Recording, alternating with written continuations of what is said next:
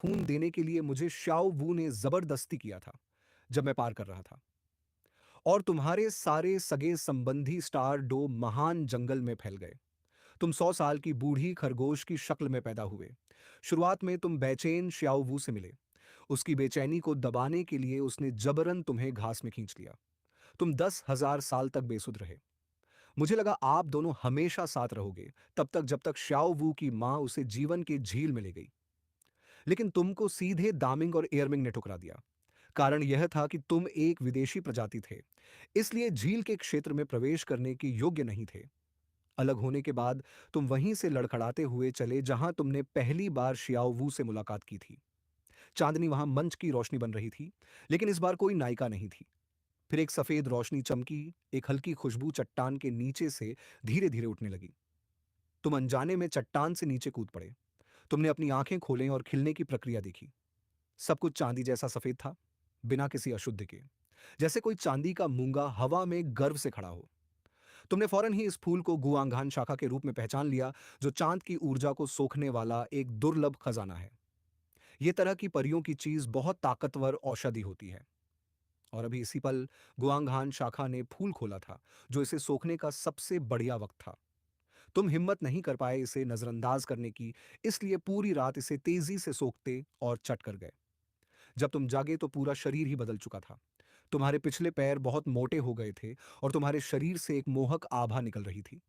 सच में, तुम गुआंगहान खरगोश में बदल रहे थे। जैसे ही तुमने अपनी आत्मा की शक्ति को जागृत किया, अचानक तुम्हारे दांतयान में एक आत्मा का केंद्र बन गया। इसका मतलब है कि तुम्हारी साधना की गति बहुत तेजी से बढ़ेगी। 9 साल की कड़ी मेहनत के बाद तुम इस दुनिया में एक मजबूत इंसान बन गए हो। जब फिर से मिलोगे तो तुम एक होनहार युवक बन चुके हो और तुमने 6 आत्मा की अंगूठियां गठित कर ली हैं। राजकुमार जी, हंसी के साथ तुम स्टार डो ग्रेट फॉरेस्ट से बाहर निकलते हो, जवान आत्मा के साथ, युवा जोश के साथ, दुनिया की खोज करने को तैयार। इस वक्त स्टार डो ग्रेट फॉरेस्ट के बाहर एक छोटी लड़की धीरे धीरे चल रही थी। दुगुयान नर्म दिल से चल रही थी और अकेले ही आसपास का मुआयना कर रही थी। अचानक वह हक्का बक्का रह गई। उसकी सफेद जूते बारिश के बाद की कीचड़ में पड़ गए थे। कीचड़ से सनी सफेद जूतों को देखकर वह अपना मुंह बनाना छोड़ नहीं सकी। अचानक उसने मछलियों के तैरने की आवाज सुनी। दुगुयान बहुत खुश हुई। उसकी आत्मा एक हरी सर्प है और उसे आसपास की चीजों को महसूस करने की बहुत तेज समझ है। वह उस आवाज का पीछा करते हुए चली और सामने एक साफ धारा देखी। लेकिन जो बात दुगुयान को उलझा रही थी वह थी, पास में कोई मछली नहीं थी। उसे कुछ समझ नहीं आया तो ज्यादा सोचा नहीं। सबसे जरूरी काम था अपने सफेद जूतों को धोना। लेकिन यह सांसों का भारीपन क्या बात है। उसके पैर थोड़े कमजोर महसूस हो रहे थे। तुम नाले में तैर रहे हो, मछलियां तुम्हारे पीछे पीछे आ रही हैं। तुम्हें यह एहसास काफी मजेदार लग रहा है। करीब 10 मिनटों बाद भी वो सांसों का भारीपन नहीं गया था। इस वक्त दुगुयान की आंखें थोड़ी धुंधली थीं और गालों पर हल्की शर्मीली लाली थी। उसने खुद को संभालते हुए जोर से माथा ठोका और खड़ा होने की कोशिश की।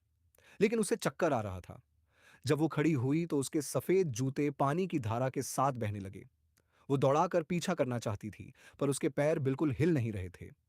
तभी उसने तुम्हारी तैरने की आवाज सुनी। आवाज की तरफ देखने पर उसने तुम्हें पानी में तैरते हुए देखा। उसका चेहरा तुरंत लाल हो गया। तुम्हारे नजदीक आने पर उसकी सांसें तेज होने लगीं। आखिरकार उसका संतुलन बिगड़ा और वो गिर पड़ी। गिरते वक्त उसने हकलाते हुए आवाज में कहा, डेंग टू जी। और वह खुद भी जमीन पर गिर पड़ा, जलते हुए बदन के साथ और ताकत के बिना। और इस पल जैसे आपने अपनी खुली हुई चमकती झलक भी भूल ही गया हो। फिर भी चारों ओर एक अजीब सी धुंध फैली हुई थी। लेकिन एक शोर, जो किसी काम वाले का था, ने आपको हकीकत में वापस खींच लिया। उस आवाज की तरफ देखकर एक औरत पतली पीली किनारे पर पत्थर की दीवार के सहारे बैठी हुई थी। इस लड़की की हालत देखकर आप दौड़ते हुए दुगुयान के पास गए और उसे सहारा दिया। तभी अचानक आपको कुछ याद आया। आप अपनी तरफ देखकर हैरान रह गए। ओह नहीं, आप तो भूल ही गए कि अब आप इंसान हैं। तुमने जल्दी से उसकी आंखें ढक दी और उसे घुमा दिया। फिर तुम पानी में कूद गए और अपनी आत्मा की शक्ति छोड़ने लगे, जिससे उसके आसपास एक धुंध सी बन गई। दुगुयान ने गुस्से से भरी नजरों से सिर घुमाया, जैसे उसकी आंखें फूट जाएं। तुम बदमाश। वह शर्मा गई और उसकी आंखें दिन ब दिन धुंधली होती गईं। लेकिन उसकी नजरें और भी ज्यादा धुंधली होती चली गईं। उसी वक्त तुम्हें पूरी बात समझ में आई। मैं पहले नाले में नहा रही थी। मैंने पक्का कर लिया था कि आसपास कोई नहीं है। इसका मुझसे क्या लेना देना? नहीं, तुमने मुझसे पहले क्यों नहीं देखा? इसी वक्त दुगुयान आखिरकार अपनी पकड़ खो बैठी। वो जो मोहक एहसास उसने दिया और मीठी सांस ली, फिर सीधे तुम्हारी तरफ छलांग लगा दी। तुम्हारा दिल अलार्म बजा रहा है। वो क्या करना चाहती है? लेकिन दुगुयान बहुत तेज थी। वो पहले ही तुम्हारी बाहों में कूद चुकी थी। उसके हाथ पांव तुम्हें कसकर पकड़ ली थे और छोड़ने को मना कर रही थी। कोई शक नहीं, सचमुच सांप की आत्मा है। तुम दुगुयान को अपनी बाहों में लेकर भावुक हो रहे हो। तुम एक सभ्य इंसान हो, इसलिए उसका फायदा नहीं उठा सकते। हंगामे में तुमने जल्दी से अपना आकर्षण वापस ले लिया। दुगुयान की आंखों में जो चाहत थी, वो धीरे धीरे खत्म होने लगी। उसकी नजरें धीरे धीरे सामान्य होने लगीं। उसने उस हैंडसम युवक की तरफ देखा। उसके मन में शर्म की लहर दौड़ गई। वो जंगल में एक नंगे आदमी के साथ इतना हटके व्यवहार कर रही थी। गुयू ने तुम्हारे चेहरे पर थप्पड़ मारा। उसने अपना हाथ उठाया और अपने मार्शल स्पिरिट बिलिंग स्नेक को बुलाया। तुम्हें ये थोड़ी जोर से लगी और तुमने देखा कि दूसरी तरफ वाली लडज की लड़ाई की हलटुंग में कड्डी भी थी। उसे कुछ गड़बड़ लगने लगी। दुगुयान उस वक्त बहुत गुस्से में थी। गुस्से में, तूने मुझे कौन सा नशा दिया है कमीने? मेरी तो औकात ही खराब कर दी, कहकर उसने अपनी मुंह से तेरे तरफ एक हरी लहर निकाली। ये हरी लहर बिलिंग सांप की आम जहरीली लहर है। भले ही इसका असर ज्यादा तेज ना हो, लेकिन इसमें बिलिंग सांप का जानलेवा जहर होता है। ये बहुत खतरनाक है। तूने मन ही मन एक लंबी सांस ली और मुश्किल फैसला लिया। माफ करना। लड़की, अपनी आंखें खोल। तेरी आंखें जो पहले चांदी जैसी थीं, अब गहरे बैंगनी रंग में बदल गई हैं। उसके कंधे पर एक खरगोश दिखाई दिया, जो तुम्हारी आत्मा थी, गुआंघान का जेड खरगोश। आत्मा के सामने आते ही दूगू चौंक गया।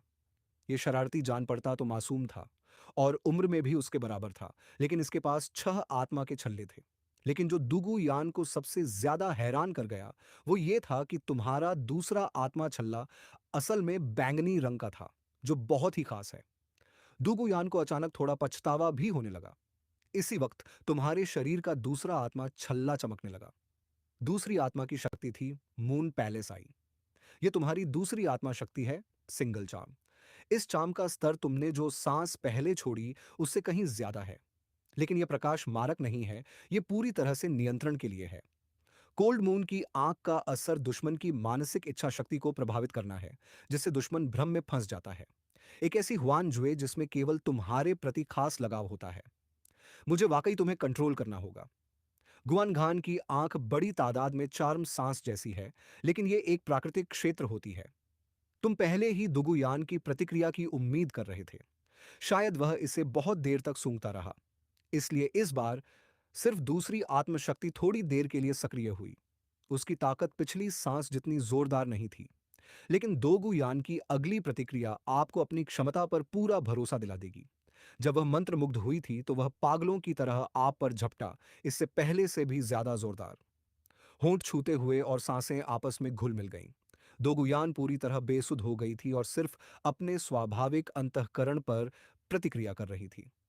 आखिरकार आप नंगा होने की मुसीबत से छुटकारा पा गए। तुमने अंगूठा बजाया और दुनिया फिर से शांत हो गई। डुगुयान की आंखों में जो उलझन थी, वो धीरे धीरे खत्म होने लगी। तुम जमीन पर आराम से लेटे रहे।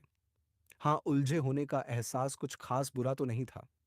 लगता है तुम्हें भविष्य में अपने आकर्षण को थोड़ा बेहतर कंट्रोल करना होगा। तुमने धीरे से डुगुयान को हाथ से धकेला, तो वो शर्माते हुए अपना सिर तुम्हारी बाहों में छुपा ले गई। अभी जो माहौल था वो तुम्हारे दिमाग में बिल्कुल ताजा था। तुमने डुगुयान के शर्मीले नजरिए को घूरा, फिर धीरे धीरे नीचे देखा। तुम्हारे जूते क्या हुए? डुगुयान ने अनजाने में अपने पांव की तरफ आंखें झुका ली और उसने गहरी सांस ली। उसका जूता पानी में बह गया था। अब वो नंगे पांव थी। इस वक्त उसके दिल की बात तुम पहले ही जान चुके थे।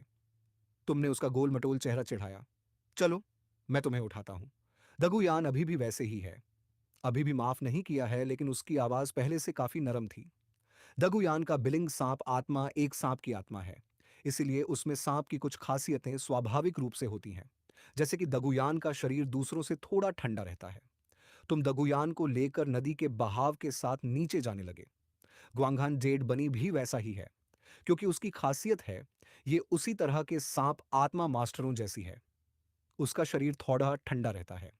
ये दुगुयान को कुछ जाना पहचाना सा लगने लगा। उसकी तुम्हारे प्रति पसंद अचानक बढ़ गई। तुम स्टार डू ग्रेट फॉरेस्ट में क्या कर रहे हो? मैं लेवल 30 हूँ। मुझे तीसरा आत्मा छल्ला चाहिए। दादा ने मुझे अकेले यहाँ आने को कहा है। तुम्हारा दादा निश्चिंत रहे, तुम अकेले आए हो। मुझे पता नहीं, लेकिन हीवन डू इंपीरियल एकेडमी के स्टूडेंट्स के तौर पर हमें स्वखोज की भावना तो होती ही है। इस वाक्य में दुगुयान साफ तौर पर ज्यादा घमंड दिखा रही थी। आखिरकार ये तो रॉयल अकादमी है, हीवन डॉ इंपीरियल अकादमी। नाम सुनते ही लग रहा है कितना पावरफुल है। दुगुयान ने गर्व से अपना सीना फैलाया, बड़े तन्मय होकर। बिल्कुल, ये हमारी टिएंडो सिटी की टॉप अकादमी है और मैं इसमें एक प्रतिभाशाली हूँ। तुम्हारी उम्र क्या है? 18, है ना? बहुत छोटी लग रही हो। मैं भी 18 की हूँ और मैं तो बस जंगल में प्रैक्टिस करती हूँ। मैं पहले ही लेवल 6 पर पहुंच चुकी हूँ। 3 रिंग्स से कम। फिर दुगुयान ने अपनी छोटी मुट्ठियां बांधकर तेरे पीठ पर जोर से थप्पड़ मारा। तुम बदमाश हो।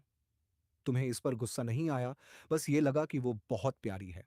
लेकिन अगर अकादमी के लोग यह दृश्य देख लें तो वे हैरान रह जाएंगे। जब ड्रैगन देवी भी आगे फूल जाया करती है।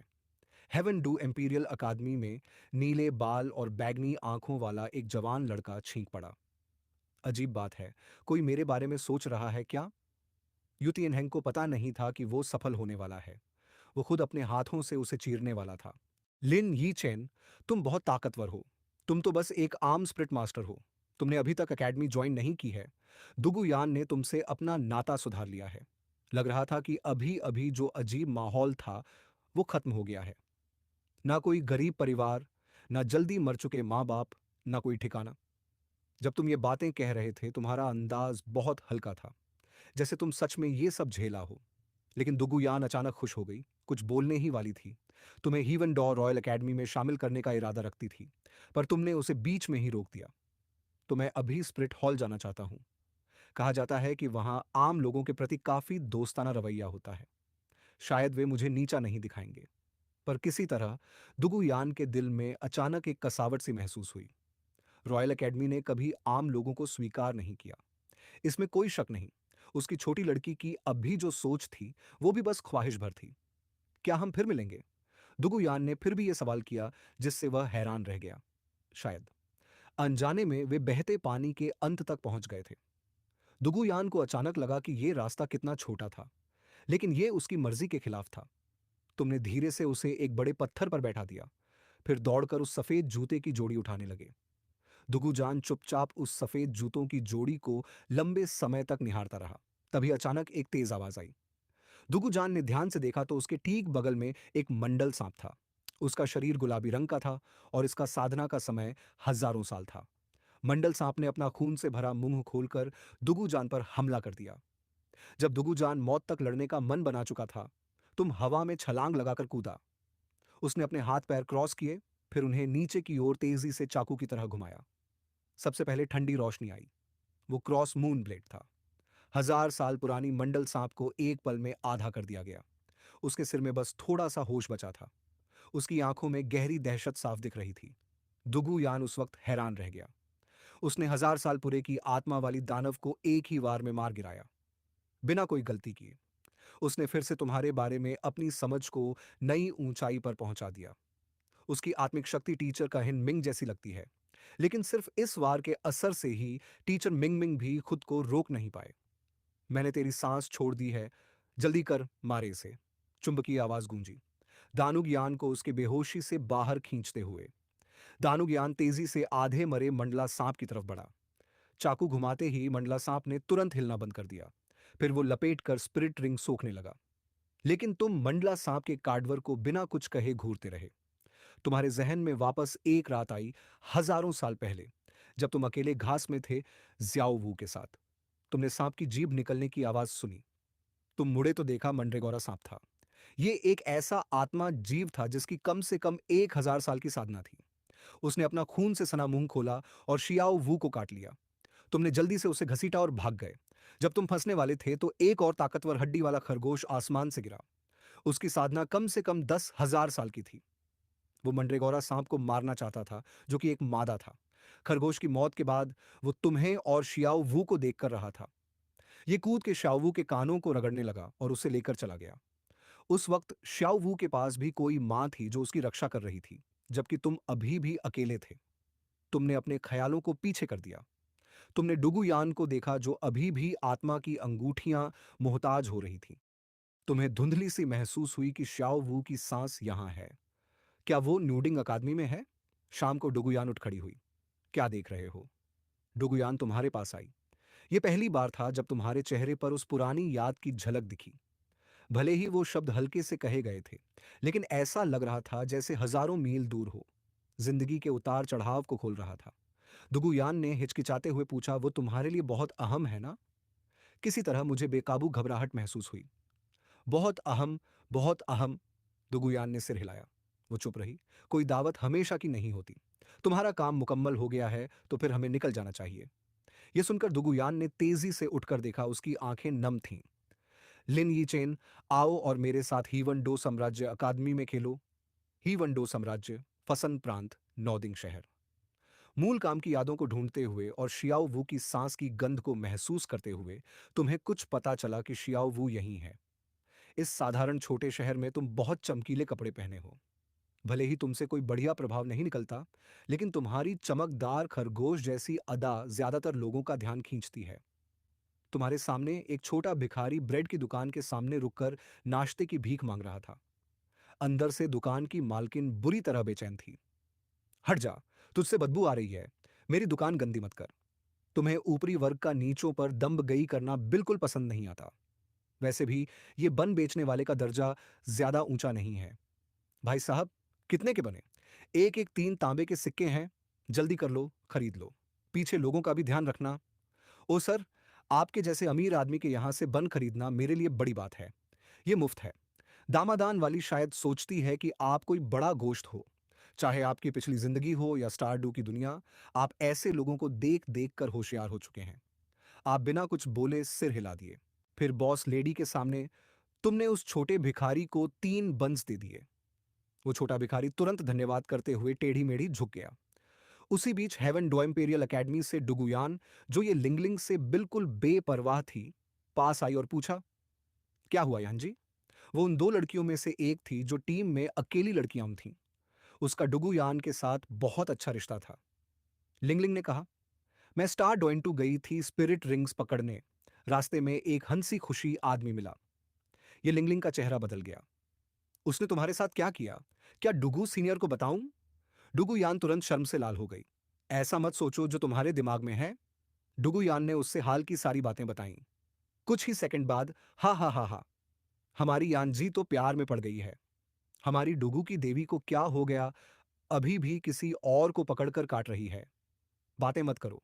डुगू यान फिर से शर्माते हुए जल्दी से ये लिंगलिंग का मुंह बंद कर दिया, लेकिन हंसी रोक नहीं पाई। दोनों कमरे में मस्ती कर रहे थे, लेकिन बाहर यूटियाहिंग का चेहरा काफी काला था। उसका मूड बिल्कुल खराब था। उनका रिश्ता अकादमी के हर किसी के लिए साफ था।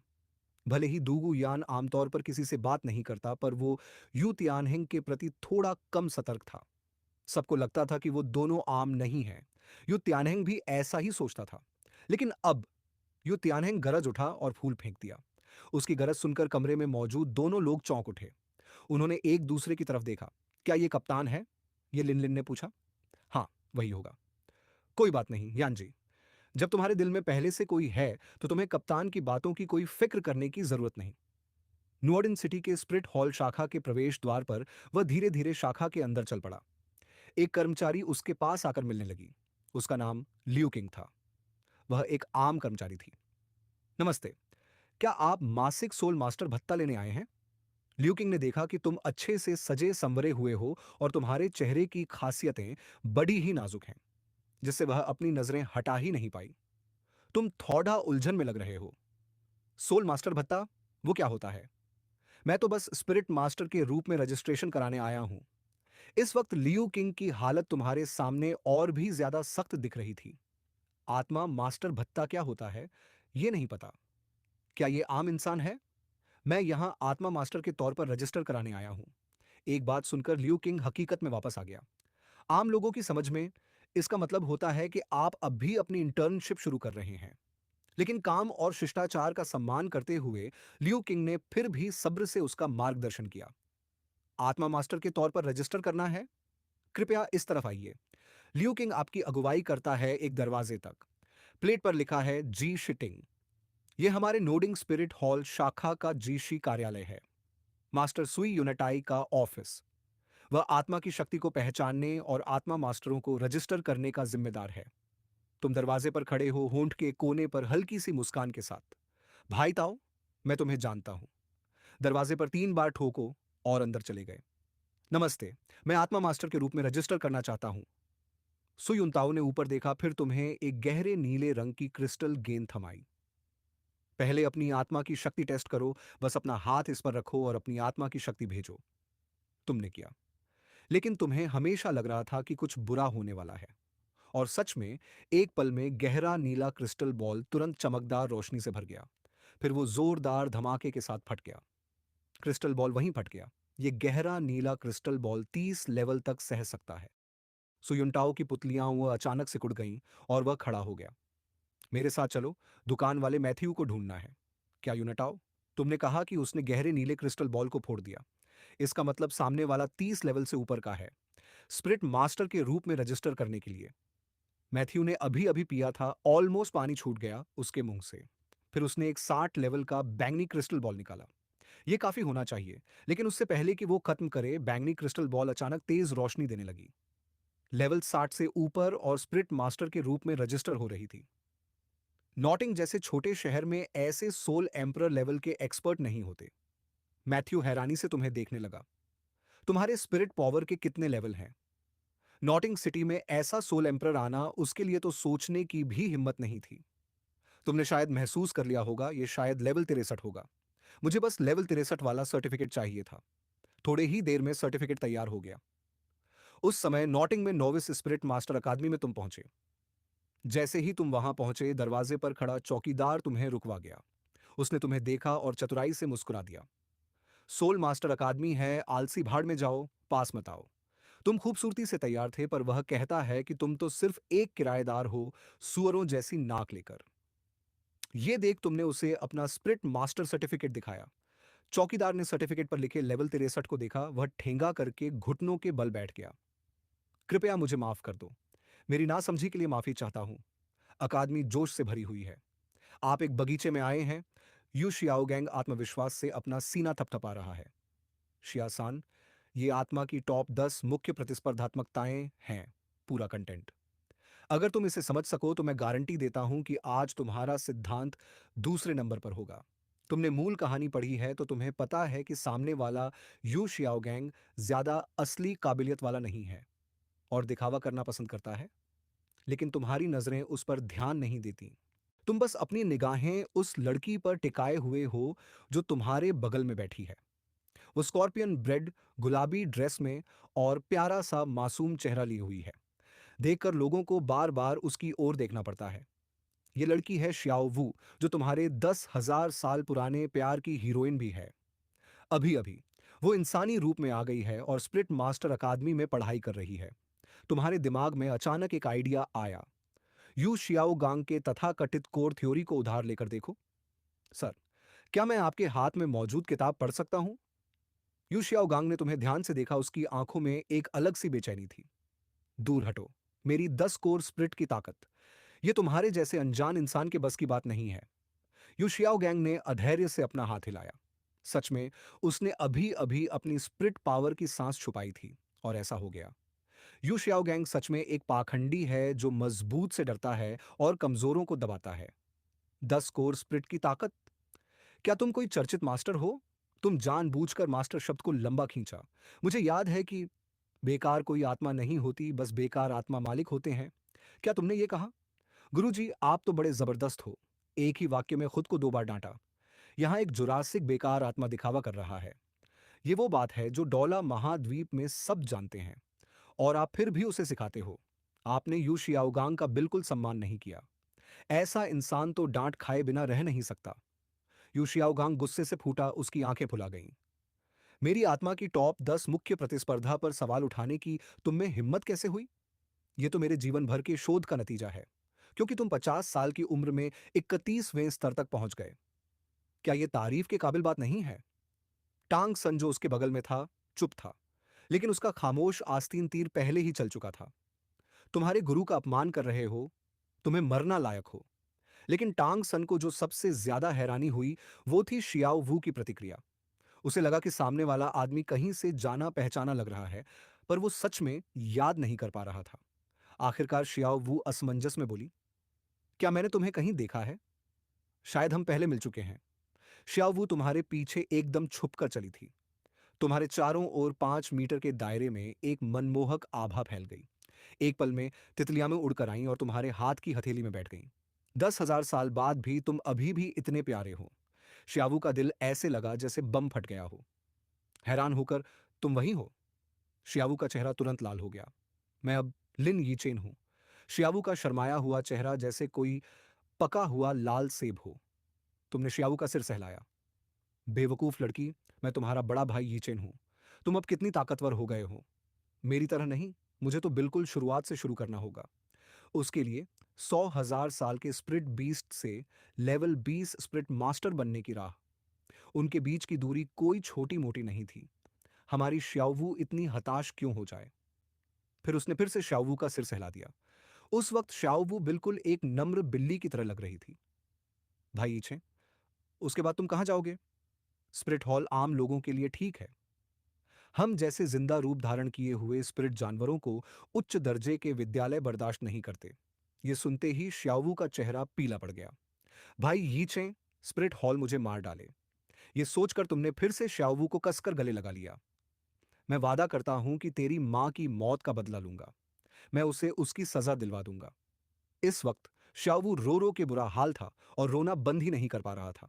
मम्मी चली गई है। दामिंग और एयरमिंग अब भी जिंदा हैं। मेरे बस की एक ही कोई है, वो तुम हो।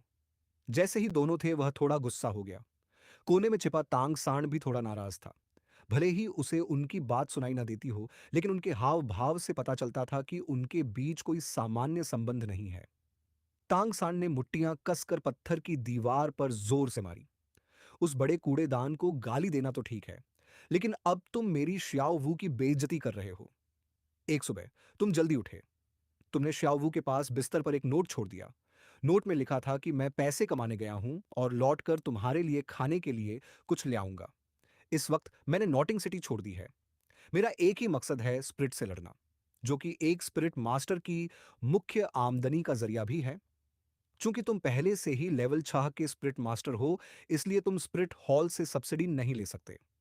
नॉटिंग सिटी और सोंटुओ सिटी बहुत दूर हैं। एक सामान्य 6 रिंग वाले स्प्रिट मास्टर की पूरी रफ्तार से भी वापस आने में कम से कम 2 दिन लगेंगे। भले ही ग्वांगहान जेड रैबिट एक कंट्रोल अटैक वाला स्प्रिट हो, तब भी कम से कम 1 दिन तो लगेगा।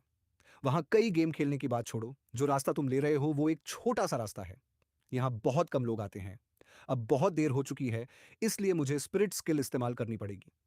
तुम दिल में सोचो, तुम्हारे पैर रोक नहीं पा रहे। गुआंगहान जेड रैबिट तुम्हारे कंधे से बाहर निकल जाता है। जो तुमने अब भी देखा, असल में वो एक बिना शरीर वाला मार्शल स्पिरिट है। बहुत बढ़िया। अलग हुआ आत्मा शरीर के साथ मिलकर काम कर सकता है। आत्मा की क्षमता दोनों आत्मा और शरीर पर असर डालती है। तुम्हें बहुत डर लग रहा है क्योंकि तुमने और भी अजीब चीज देखी है। ये अलग हुआ आत्मा किसी शरीर को नियंत्रित कर सकता है और नियंत्रण लेने के बाद अलग हुए आत्मा द्वारा मिलने वाले फायदे पूरी तरह से होस्ट को मिलते हैं। मतलब, पहली आत्मा क्षमता है मून शैडो, जो खासकर गति बढ़ाती है। पहली आत्मा क्षमता इस्तेमाल करने के बाद शरीर और मार्शल स्प्रिट की गति बढ़ जाती है। मूल आधार से 300% की बढ़ोतरी होगी।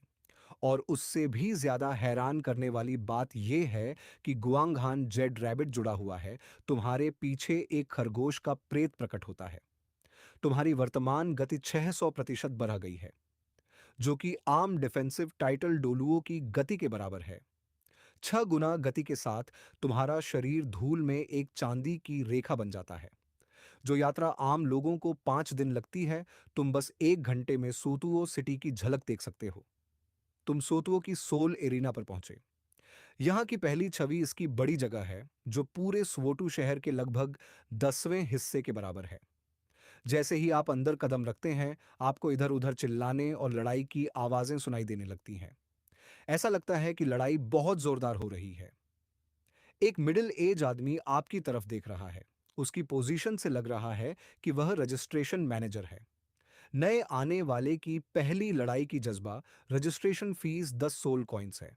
आपको थोड़ा झटका लगता है। इतना ही बिल्कुल ठीक है। आप सोल कॉइन मिडिल एज आदमी को थमाते हैं। सोल कॉइन के आने को देखकर वो मध्यम उम्र का आदमी एक कागज निकाला। नाम, उम्र, स्प्रिट पावर, स्प्रिट और स्प्रिट का टाइप और नाम। फिर उसने एक लोहे की बैज निकाली। बेसिक जानकारी भरने के बाद बैज लेकर प्रतियोगिता में हिस्सा ले सकते हो। इतनी जांच पड़ताल क्यों करनी पड़ती है?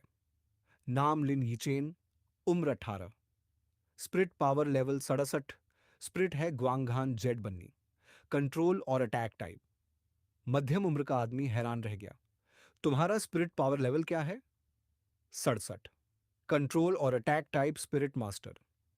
क्या तुम सच में पहली बार यहां आए हो? वो मध्यम उम्र का आदमी तुम्हारी बात पर यकीन नहीं कर रहा था। आखिरकार किसने देखा है कि कोई 60 की लेवल से ऊपर हो और उसके पास लोहे की बैज हो, है ना? थोड़ा रुको, मैं राष्ट्रपति को खबर देता हूं। जल्द ही राष्ट्रपति यहां आ पहुंचे। तुमने अपनी हालत सच सच बता दी। राष्ट्रपति का व्यवहार काफी शांत था। उसने उससे भी ज्यादा आत्मा शक्ति वाले लोग देखे हैं, इसलिए इस छोटी सी बात से हैरान नहीं हुए। पर हां, 18 साल की आत्मा शक्ति ने राष्ट्रपति का ध्यान खींचा जरूर। भाई छोटे, मुझे माफ करना बताना पड़ रहा है कि तुम्हारी खास हालत की वजह से तुम सिर्फ लेवल 60 से 39 तक के इलाकों में मुकाबला कर सकते हो। इस स्टेज पर तुम्हारे ज्यादातर विरोधी गोल्ड बैज वाले होते हैं। बैज लो से हाई रैंक में होते हैं। लौ, तांबा, चांदी और सोना। जितना लेवल ज्यादा होगा, विपक्षी उतना ही मजबूत होगा। उनके पास ज्यादा लड़ाई का तजुर्बा होगा और लड़ाई उतनी ही मुश्किल होगी।